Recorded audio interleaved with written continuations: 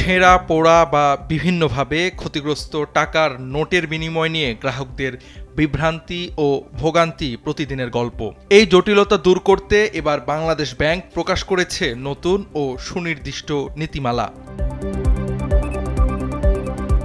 Bangladesh bank একটি সার্কুলারের মাধ্যমে দেশের সব বাণিজ্যিক ব্যাংকের প্রধান নির্বাহীদের কাছে পাঠানো নির্দেশনায় ছেঁড়া বা নষ্ট নোটের কী পরিমাণ থাকলে কত টাকা ফেরত পাওয়া যাবে তা নির্দিষ্ট করে বলে দেওয়া হয়েছে।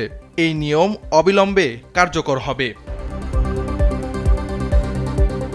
নতুন নীতিমালা অনুযায়ী যদি কোনো নোটের ৯০% বেশি অংশ অক্ষত থাকে তাহলে গ্রাহক তার পুরো মূল্য ফেরত পাবেন। ৭৫ থেকে ৯০% পর্যন্ত থাকলে ৭৫% অর্থ ফেরত, আর ৫১ থেকে ৭৫% থাকলে মূল্যমানের ৫০% ফেরত দেওয়া হবে। তবে নোটের অক্ষত অংশ যদি ৫১%-এরও কম হয় তাহলে গ্রাহক কোনো অর্থ ফেরত পাবেন না।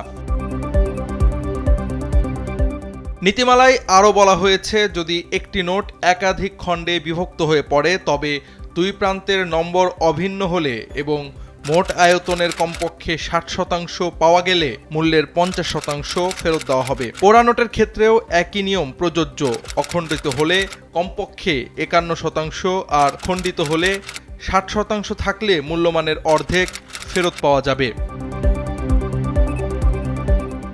এই নীতিমালা বাস্তবায়নের ফলে গ্রাহকরা এখন ব্যাংকে গিয়ে স্পষ্ট নিয়ম অনুযায়ী নষ্ট টাকার বিনিময় মূল্য ফেরত পাবেন।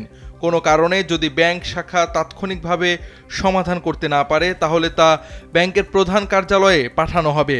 প্রধান কার্যালয় থেকেও সমাধান না হলে বিষয়টি যাবে বাংলাদেশ ব্যাংকে, যেখান থেকে চূড়ান্ত সিদ্ধান্ত দেওয়া হবে।